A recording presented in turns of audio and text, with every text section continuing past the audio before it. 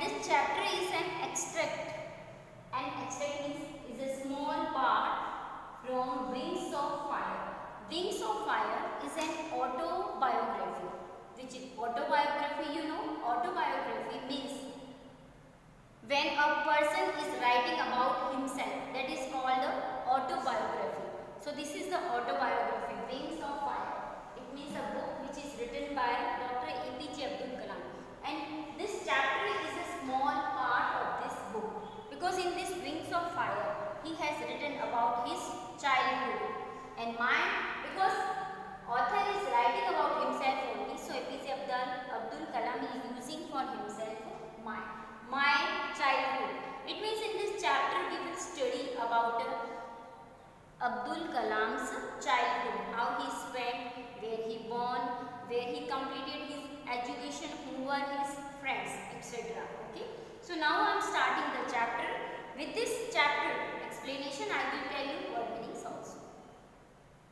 Chapter 6, My Childhood, written by APJ Abdul Kalam.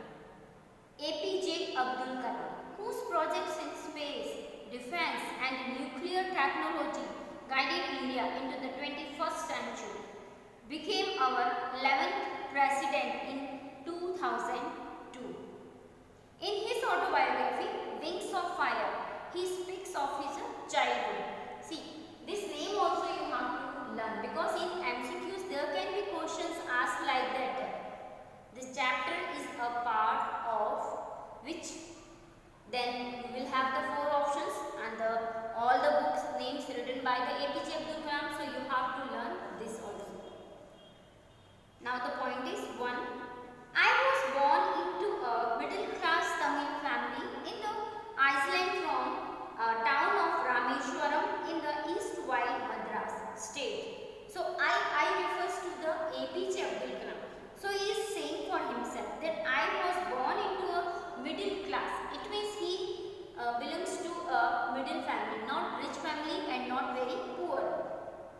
Tamil family in the Iceland town of Rameshwaram in the East Wild Madras. My father, Jainulabdin, had neither much formal education nor much wealth. So now he is writing that Jainulabdin is the name of Kalam's father. He is saying that he was not much educated and he had much wealth also. Despite these disadvantages, it means his father had 2 disadvantages. The first is he was not much educated, and the second is he was not a rich person. He had not wealth. He possessed a great innate wisdom and a true generosity of spirit, but then also he was a great wisdom person, a great learned person. A true generosity of spirit. He had an ideal helpmate in my mother Ashiamma, and my father had a helper also. And who was the helper? Helper was the Abdul Kalam's mother, and the mother name was Ashiamma. So the father name is Jainulabdin and the mother name Ashiamma, and they both were very kind persons. They both were always helping to the poor and the needy persons. I do not recall the exact number of people she fed every day. So now the APJ Abdul Kalam is saying that I don't remember the exact number she fed every day. It means in Abdul Kalam's house, every day his mother was feeding people. Exact number he didn't know. But I am quite certain that far more outsiders ate with us than all the members of our own family put together. And all the outsiders, when she was inviting, when Abdul Kalam's mother was inviting the outsiders for the food, they all were eating together. They all ate together in the Kalam's house. I was one of many children, a short boy with rather undistinguished looks, born to tall and handsome parents. Kalam was not very heighted person, so short heighted person, but parents were heighted. We lived in our ancestral house. Ancestral means a house which we received from our ancestors, means forefathers.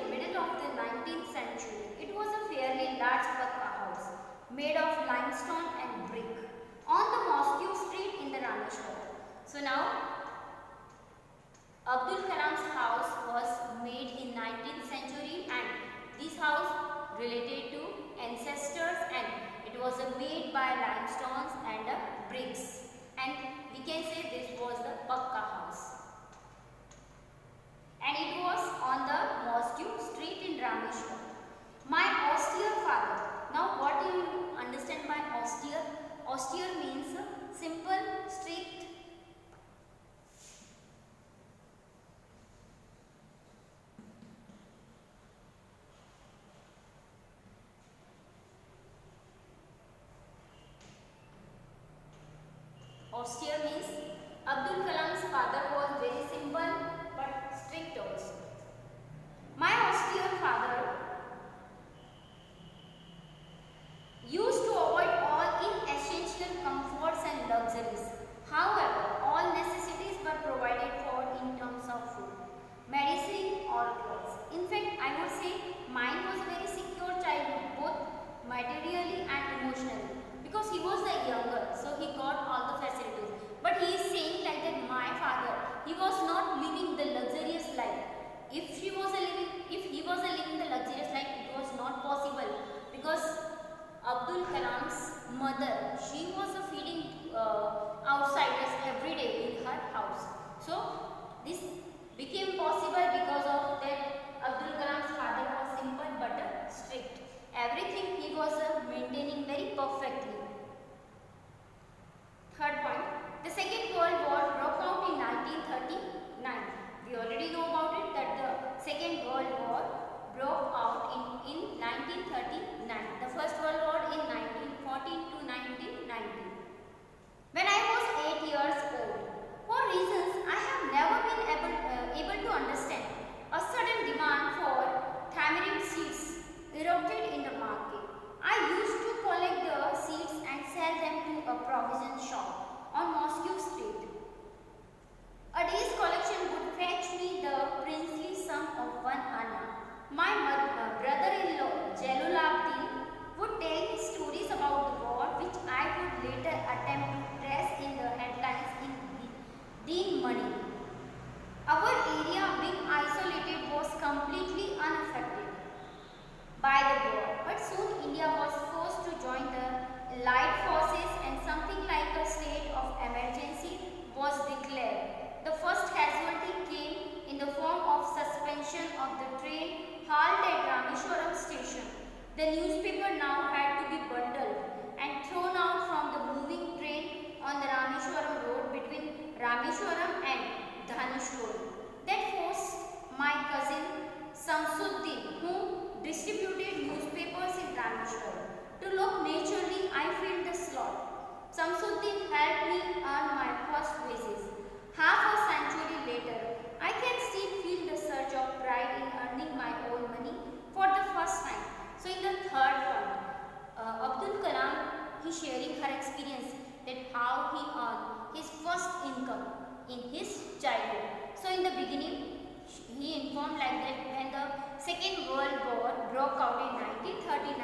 I was 8 years old. So that time in 1939, Abdul Kalam was only 8 years old. I never been to understand. So actually what was the reason of the Second World War?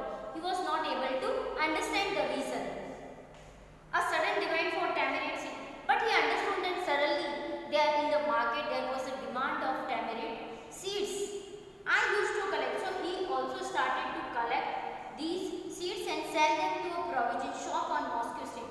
So he also, the reason he didn't know about it, why all the people demand for this thing. But he also started to collect these seeds and after that he was selling to the provision shop.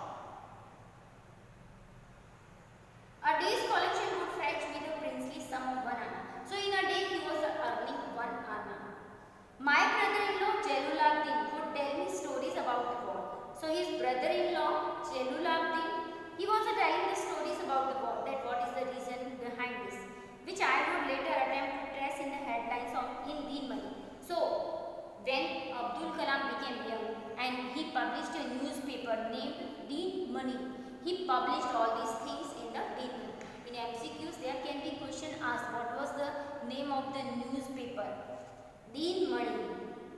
Our area being isolated was completely unaffected by the war. But soon India was forced to join the Allied forces and something like a state of emergency. But it was looking like that there was an emergency. Everything suddenly controlled by Allied forces. The first casualty came in the form of the suspension of the train halt at the Rameshwaram station. The newspaper now had to be bundled and thrown out because earlier the train, there was the station at the Rameshwaram, but now because of this emergency, from the moving train, this bundle thrown out from the train at the Rameshwaram station. To look for, so the force my cousin. So as these bundles thrown out by the train, there was the person who was collecting, and that was the newspaper now had to be bundled and thrown out from the moving train on the Rameshwaram road between Rameshwaram and Dhanushkodi. That forced my cousin Samsuddin, who distributed newspaper in the Rameshwaram. If there is a question that who was distributing newspaper in the Rameshwaram, the answer will be Samsuddin. Samsuddin is the person who was distributing the newspaper in the Rameshwaram. To look for a helping hand. So Samsuddin was the cousin brother of the Abdul Kalam. So Abdul Kalam started to help of the Samsuddin, because from the moving train when the bundles were thrown, it was not easy to collect all this and it was not easy to distribute. So he also started to help the Samsuddin in the distributing the newspapers.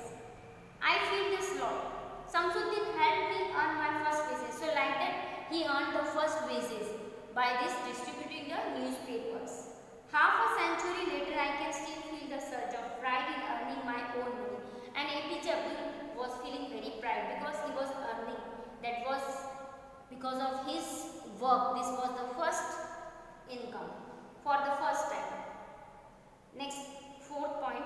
Every child is born with some inherited characteristics into a specific socio-economic and emotional environment and trained in certain ways by figures of authority.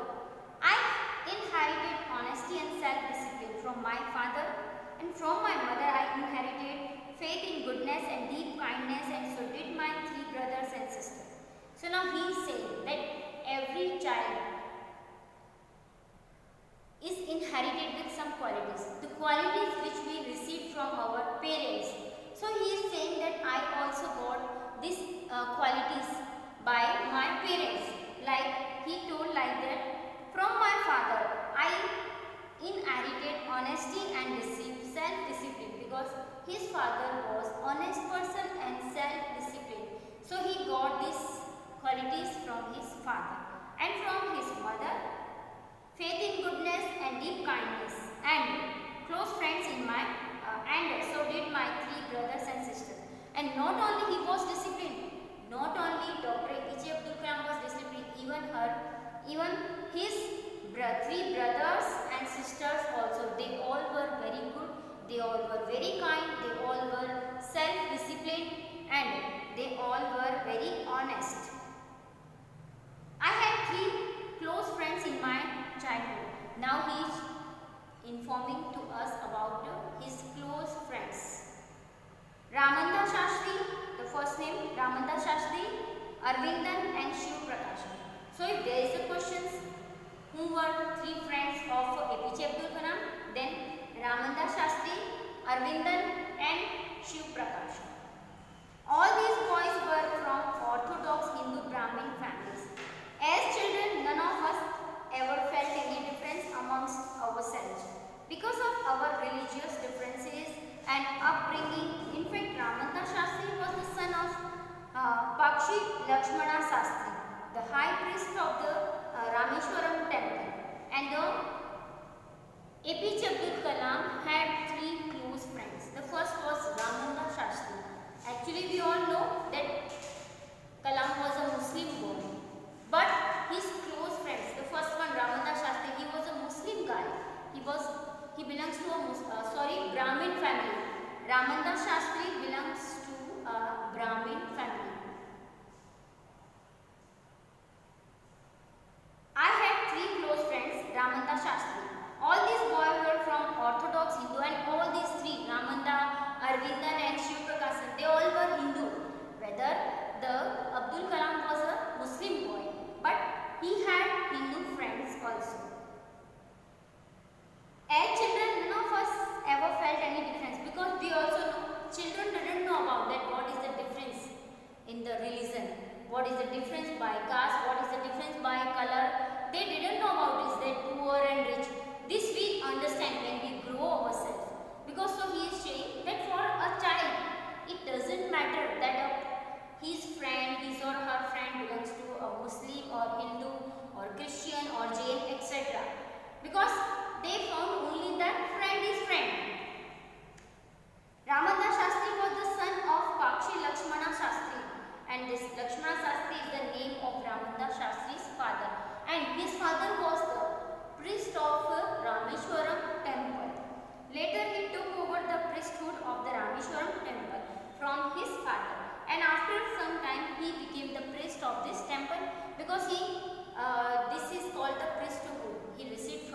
father. Arvindan went into the business of arranging transport for visiting pilgrims, and Arvindan went into the business of arranging transport for visiting pilgrims. Pilgrims in Hindi we can say Tirthyatri. And Shiva Prakashan became a catering contractor for the Southern Railway, and he became a catering contractor for the Southern Railways. Next point 5. During the annual Sri Sitaram Kalyanam ceremony, our family used to arrange boats with a special platform for carrying idols of the Lord from the temple to the marriage site, situated in the middle of the pond called Ram Tirth, which was near our house. Events from the Ramayana, from the life of the prophet were the bedtime stories my mother and grandmother will tell the children in our family. So he is saying that when Sri Rama Kalyanam ceremony, our family used to arrange boats. So when these ceremony arranging just near the temple, they were, means Kalam and his family members, they were arranging these boat facilities, means they were, because there was a river between this area, so they were bringing the passengers from this place to the next place. Used to arrange boats with a special platform for carrying idols of the Lord from the temple to the marriage site, situated in the middle of the pond called, and this pond called Ramatirtha, which was near of the Abdul Kalam's house. This pond, which name is Ramatirtha, this pond near of the Abdul Kalam's house. Events from the Ramayana and from the life of the prophet were bedtime stories my mother and grandmother would tell the children in our family. And these stories, we also know our grandmother, our mother also tells the story from the Ramayana, from the Mahabharata. So the same thing, Abdul Kalam's grandmother, she was also telling the stories from the Ramayana to the Abdul Kalam and to the other children from his family. One day when I was in the 5th standard at the Rameshwaram Elementary School, now another incident he is sharing with us when he was in the 6th class. A new teacher came to our class. I used to wear a cap which marked me as a Muslim. I always sat in the front row next to Ramadas Shastri. So now he is saying that once in my elementary school a new teacher came, and actually he was a Muslim boy. Abdul Kalam was a Muslim boy. So every time he wore a cap which generally a Muslim boy wore. And I always sat in the front row next to Ramadas Shastri. So in the first line he was sitting with the Ramadas Shastri. Ramadas Shastri belongs to a Brahmin family and Abdul Kalam belongs to a Muslim family. But because they both were very close friends, so they both sat together in the classroom on the front seat. Ramadas Shastri, who wore the sacred thread. The new teacher could not stomach a Hindu priest's son sitting with a Muslim boy, but that the new teacher who came in the Abdul Kalam's elementary school, he didn't like this. That how is possible a Muslim student, how he can sit with a Brahmin student, and that student is the son of the priest of Rameshwaram temple.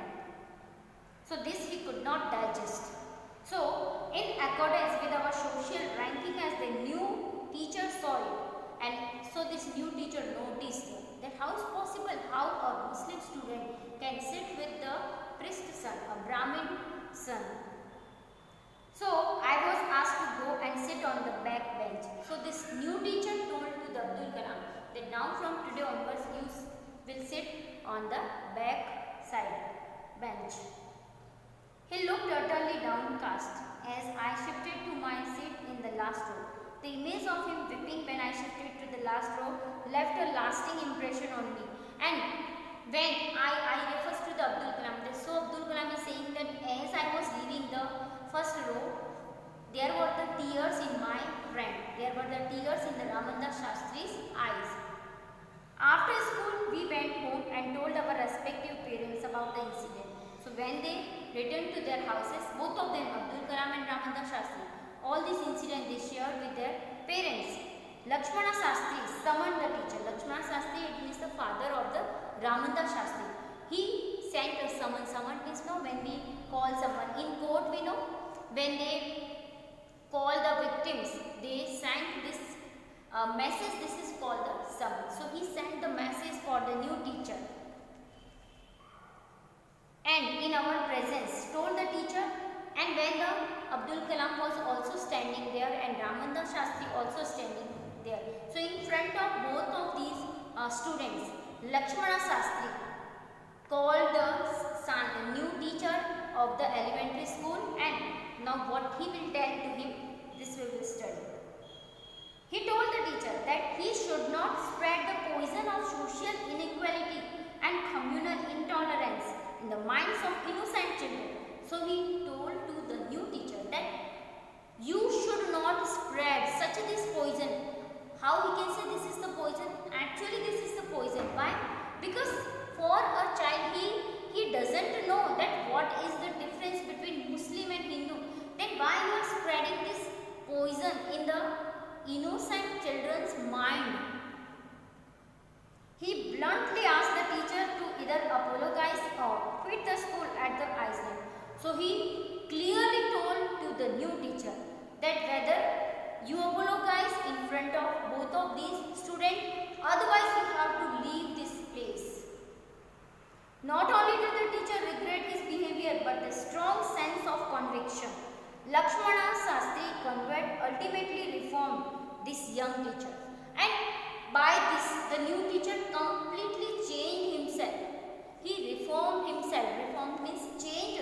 Not only his mentality, his behavior, everything he has changed. Next 8 point. On the whole, the small society of Rameshwaram was very rigid in terms of the segregation of different social groups. However, my science teacher, Shiva Subramanya Iyer, though an orthodox Brahmin with a very conservative wife, was something of a rebel. He did his best to break social barriers so that people from varying backgrounds could mingle easily. He used to spend hours with me and would say, Kalam, I want you to develop so that you are on par with the highly educated people of big cities. So now the another incident he is sharing with us, that in her school there was the science teacher whose name is Shiva Subramanya Iyer. Actually he was belongs to Brahmin family. He was also Brahmin, but he was completely different. He was changing this society. He was spreading this news in the society that we all are equal, whether we belong to Brahman, whether we belong to different religion, but we have the same blood. It means we all are equal. Not only he was giving this preaching to the people of the Rameshwaram, but also he was telling to the Abdul Kalam that Kalam, you can do something because you are highly educated, you are a great person, you are very sincere, you are very intelligent. So he was telling you that I want you to develop so that you are on par with the highly educated people of the big city. So you can change the mind of the highly educated people of this Rameshwaram, because they were highly educated, but they didn't know about it, this mentality, because they were thinking like that Muslim are different, Hindu are different from each other. So we should not make friendship with them. So Shiva Subramanya Iyer, this is the science teacher of APJ Abdul Kalam's school. He was encouraging to the Abdul Kalam. One day he invited me to his school for a meal. So one day this science teacher had invited to the Abdul Kalam. His wife was horrified at the idea of a Muslim boy. And actually Shiva Subramanya Iyer's wife was a very, we can say, conservative, because she had this short mentality. She was thinking that how is possible? How can you invite a Muslim boy in our pure kitchen? Pure kitchen means we are a Brahmin. How we can call a Muslim boy in our pure kitchen? Being invited to dine in her ritually pure kitchen, she refused to serve me in her kitchen. So she refused, she denied that I will not serve this food to a Muslim boy. If I will serve, then how my religion will be pure?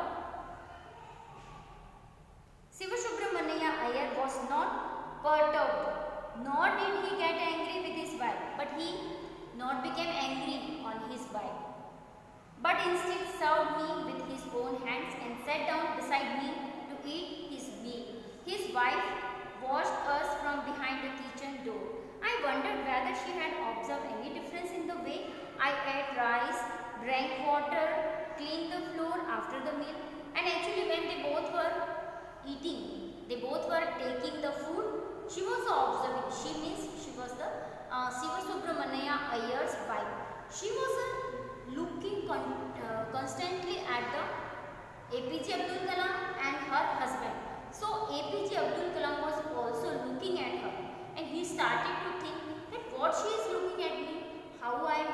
rice, how I drinking the water, or how I cleaning the floor.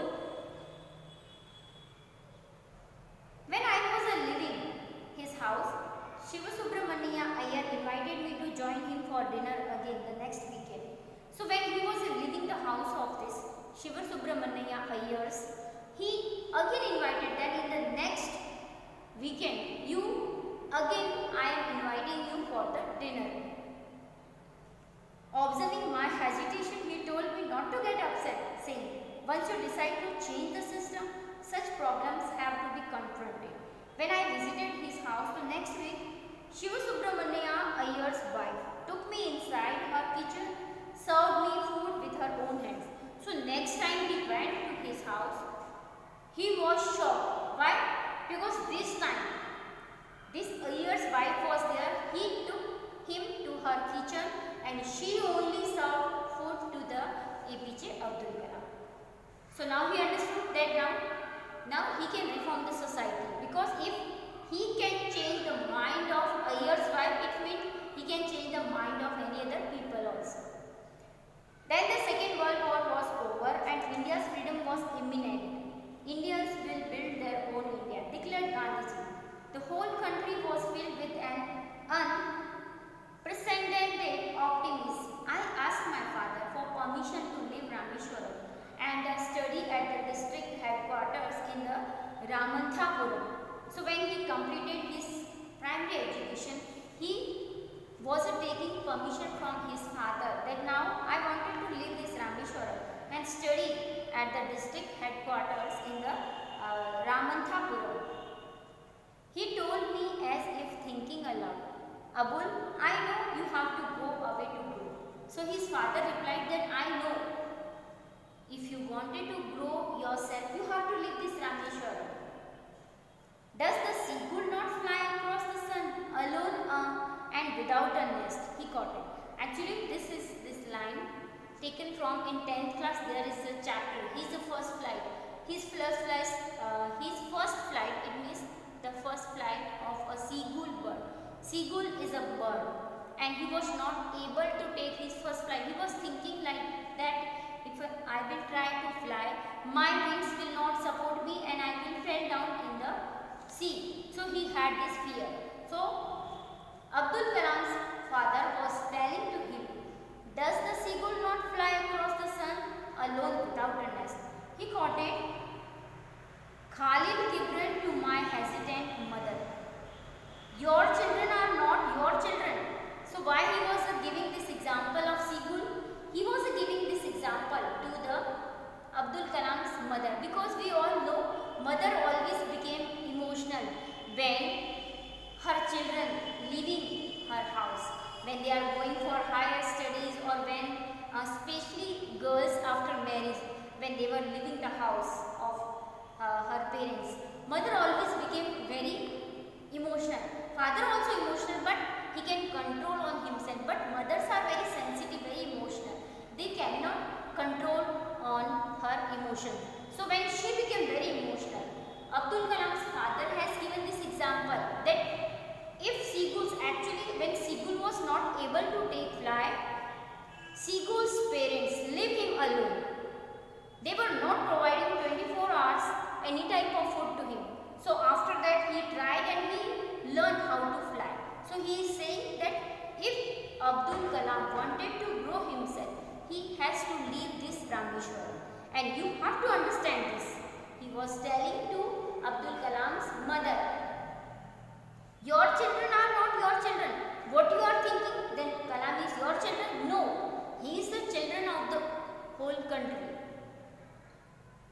They are the sons and the daughters of life's longing for itself. They come through you, not from you. Of course they come through you, because you have given the birth to him. But actually these are not only yours. You may give them your love, but not your thoughts. You can give, you express your love to him, but you cannot give your thoughts to him. For they have their own thoughts, because they have their own thoughts. If he wanted to grow himself, he wanted to leave this place, it means he will leave. And we should not disturb him in this when he is achieving his aims. We should not stop him. Okay, so with this the chapter is over. At the end, Abdul Kalam, it means chapter written by him. An extract from Wings of Fire. It means this chapter is a small part of this Wings of Fire. So now the chapter is completed. After this video, I will send you some important points of this chapter and some important question answers. So these you have to write in your literature